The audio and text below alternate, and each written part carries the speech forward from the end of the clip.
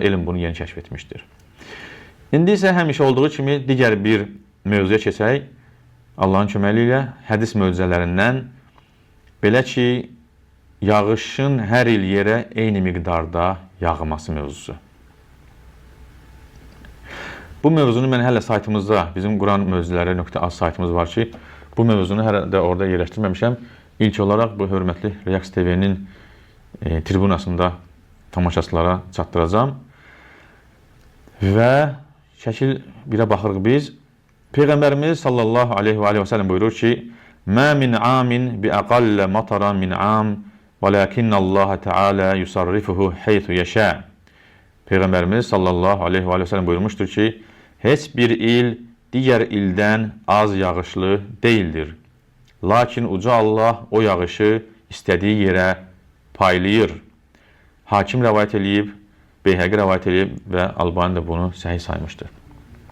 Şəkil 2-yə baxaq zəhmət olmasa. Dünyanın ən zəngin ensiklopediyası olan Britannica saytı, elə yenicə dünən buna baxmışam, 2025-ci ildə martın 13-də dərc etdiyi Dünyada yağıntıların paylanması adlı məqalədə deyir. Bütün yer üzündə orta hesabla illik yağıntı təxminən 100 cm təşkil edir. Lakin bu çox qeyri-bərabər paylanır. Baxın əziz izləyicilər, necə ki hədisdə buyuruldu ki, yağış heç bir il digər ildən yağış cəhətdən az deyil. Hədisin bəzi mətnlərində çox deyil də gəlmişdir. Lakin Allah da onu paylayır istədiyi yerə.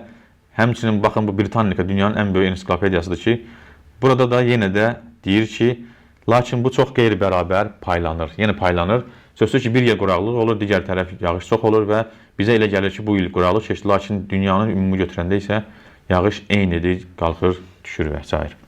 Şəkil 3-ə baxaq zəhmət olmasa. National Geographic saytı yağıntıların növləri adlı məqalədə deyir. Hər il yağıntı kimi təxminən 505 min kub kilometr su düşür. Bunun 78%-dən çoxu okeanların üzərinə düşür. Şəkil 4-ə də baxaq. Okanagan Britaniya Kolumbiyası Scott Jones Universitetinin fiziki coğrafiya saytı yağıntıların qlobal paylanması adlı məqalədə deyir. Planetimizin bütün səthinə düşən orta illik yağıntının ildə təxminən 1050 mm və ya ayda təxminən 88 mm olduğu təxmin edilir. Həmçinin şəkil 5-ə də baxağın. Həmin sayt bu qənaətə necə gəldikləri haqqında deyir. Qlobal yağıntı klimatologiyası layihəsi 1986-cı ildə Ümumdünya İqlim Tədqiqat Proqramı tərəfindən 1980-2004-cü illər üçün enlik uzunluq şəbəkəsində aylıq orta yağıntı məlumatlarını təmin etmək məqsədi ilə yaradılmışdır.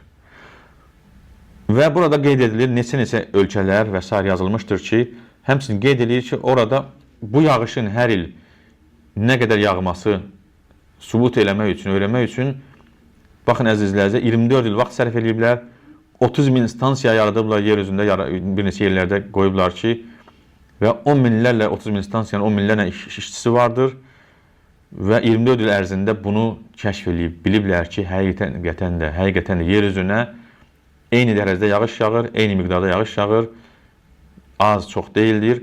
Baxın, bunu bu qədər işçi ilə, bu qədər laboratoriya, bu qədər stansiyalar ilə, bu qədər elmin kəşf edildikdən sonra elmin töhfəsidir, lakin bunu Məhəmməd Peyğəmbər sallallahu aleyhi və səlləm 1450 il bundan öncə demişdir. Şəkil 6-ya da baxaq zəhmət olmasa. Bu saytda həmçinin dünyanın ən güclü 5 elmi universitet və mərkəzlərinin yerə hər il eyni miqdarda yağışın yağdığını deməsini cədvələ salıb paylaşmışdır. Və buyurun, burada da yazılmışdır alimlərin, universitetlər, ölkələrin adları və onların kəşfləri ki, orada da rəqəmlər qeyd olur ki, demək olar ki, hamısı eyni nəticəyə gəlib ki, yağışın miqdarı eyni dərəcədir və hər il yerə eyni yağış yağır, nə az, nə çox. Ola bilər, sual verərlər, bunu Quran-ı Kərimdə vardırmı buna işarə? Sözsüz ki, hədis daha geniş açıqlamışdır. Həmişə bildiyimiz kimi, Quran-ı Kərimdə Allah bəzən qısa sözlər işlədir, lakin onun açıqlamasını hədislər açıqlayır. Bəli, Onu da deyim ki, Quran-ı Kərimdə Uca Allah bu yağış məsələsinə işarə eləyib. Uca Allah buyurur ki, وَأَنْزَلْنَا مِنَ السَّمَاءِ مَاءً بِقَدَرٍ فَأَسْكَنَّاهُ فِي الْأَرْضِ وَإِنَّا عَلَى ذَهَابٍ بِهِ لَقَادِرُونَ. Biz göydən ölçü ilə su endirib onu yerdə saxladıq. Baxın, ölçü ilə. Biz göydən ölçü ilə su endirib onu yerdə saxladıq. Şübhəsiz ki, biz onu yox edə də bilərik. Müminin surəsi 18-ci ayə. Baxın, əziz və hörmətli izləyicilər, Uca Allah burada bir möcüzə də işarə edir. Halbuki bunun özü də bir möcüzədir. Lakin təfsilata varmıram. Biz onu yox edə də bilərik. Elm yeni kəşf edib ki, yer üzündə atmosfer qatı olmasaydı, necə ki, digər planetlərdə oksigen yoxdur və s. Həmçinin yerin də oksigeni çıxıb gedər, insanlar yaşaya bilməz. Həmçinin yerin suları da yüngül olduğu üçün atmosferə nisbətdə çıxıb kainatımızdan gedər və beləliklə yerin suyu yerdə qalmamış olar. Yerin suyu həm yerin dibindədir, həm havada, həm və s. Həmçinin atmosfer qatında dənəciklər və s. vardır. Uca Allah burada deyir ki, biz onu yox edə də bilərik. Bəli, əziz izləyicilər, bu da hədislərin həqiqətən də bəziləri vardır ki, deyir hədisə biz inanmayaq və s. Budur. Uca Allahın Məhəmməd Peyğəmbərə sallallahu aleyhi və səlləmə bildirdiyi bu gözəl hədislər vardır ki, onlar da həmçinin sübutdur ki, həqiqətən də hədis də Uca Allahdandır. Məhəmməd Peyğəmbər sallallahu aleyhi və səlləm göndərilmiş, deyilmiş və onun da mənasını Peyğəmbərimiz öz dili ilə bizə çatdırmışdır.